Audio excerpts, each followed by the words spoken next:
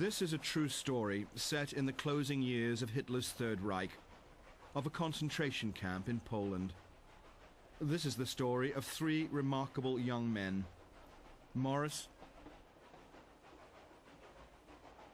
his brother Shlomo,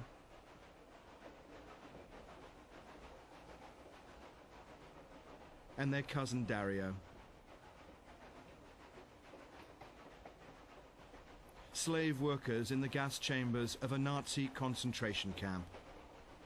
They weren't just prisoners, they were Sondercommandos, special workers, forced by the Germans to toil in the underground chambers, removing the dead and burning their bodies. Now, for the first time, these last surviving Sondercommandos are going back together, a return to a place of such horror and suffering, a journey that will call on all their strength as these final witnesses recall the final days at a camp called Auschwitz.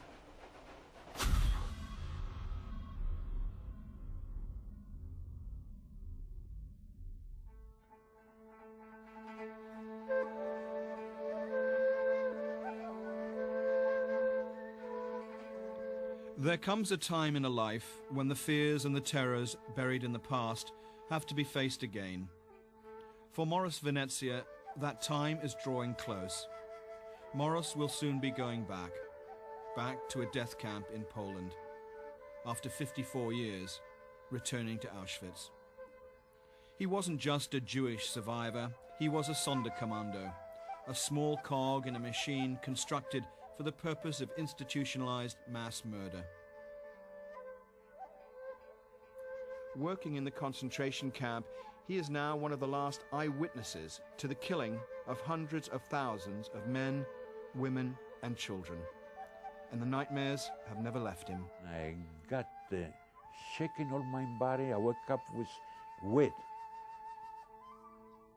all over wet, and so on. I opened my eyes. I said, "Oh my God, was that really?" So now he's preparing to go back, exposing himself to memories buried for so long. A trip to the past that will color his future.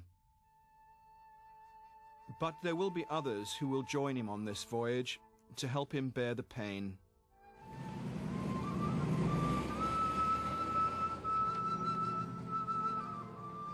Halfway around the world in Los Angeles, Dario Gabay is also ready to leave for Auschwitz.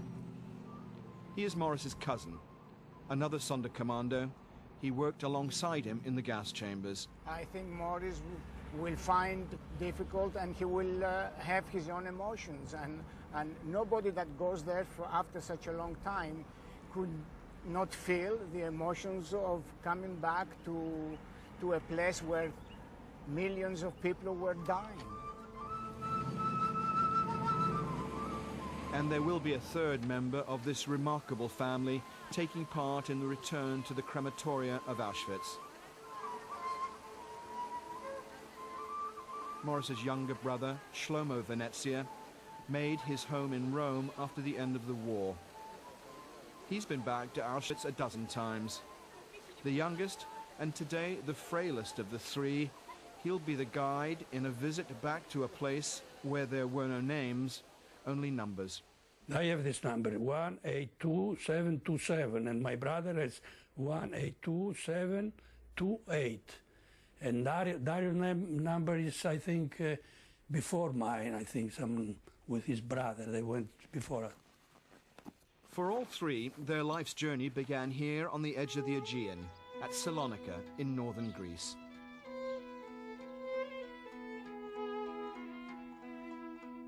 This was once the Jerusalem of the Balkans.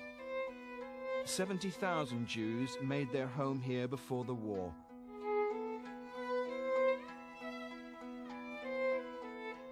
They worshipped at 40 synagogues. They said that on the Sabbath, Salonika was deserted. The Jewish community had its own hospital, its own schools, even its own fire brigade.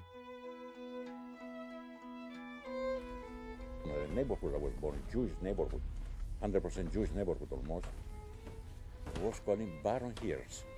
My brother born over there, all my family, my brothers born over there. we had a good time. They were poor people, but they liked to have fun. Wow. I remember those tramways, which across the street was the trains, and after that they made the ghetto, the Jewish ghetto, in that place. I was getting that tramway to go into Mizrahi to the Italian school.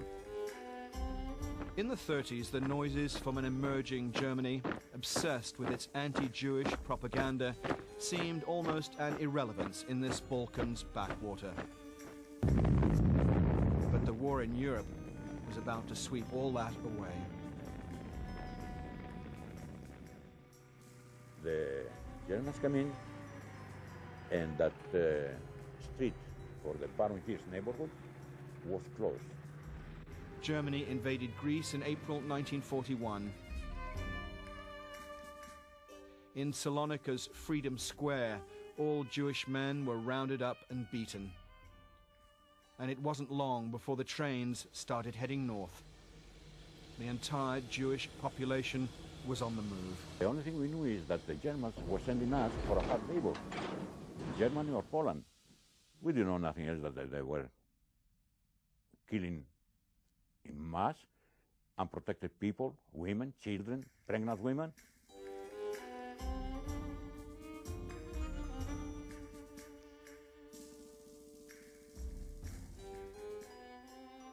We could not imagine that. That's something impossible for the humanity. They said that they will send us in one place where every family will have a house, and the men, they will go to work, and the women, they will stay home. I wasn't so concerned about what was going on. You know, we knew that 60,000 people, 54,000 people from Salonika went there. We knew that something was brewing, but nobody knew for sure what will be.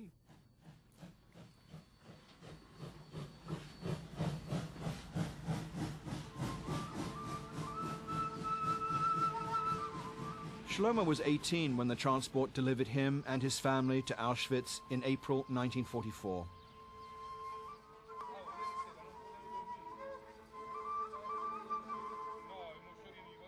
As a Sonderkommando, his job, like the others, was to dispose of the bodies of those who perished in the gas chambers, feeding the crematorium with the Jews of Europe. My little sister, Marta and Marika, and my mother, when we arrived in Auschwitz, they selected to be gassed there and died in Auschwitz. Here is the family of my mother, the brother, the mother of my mother, my grandmother, my grandfather, and the two sisters here. They went all 1 year before me in Auschwitz, and they died in Auschwitz. Here is the biggest brother of my mother with his with a wife. They went selected in Auschwitz in 43. This is a little cousin in that time from my big uncle, and they arrived there. It's the only pictures I have. They took in 43 and sent to Auschwitz, and they died all in Auschwitz. Nobody's coming back in Greece. Dario Gabay is very much a product of Los Angeles.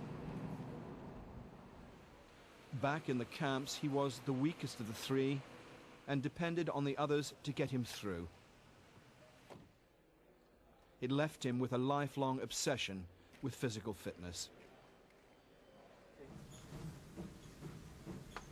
That's why I come to the gym, because I want to have a quality life. Quantity doesn't mean anymore anything. I could go and work and make money, but it's enough for me.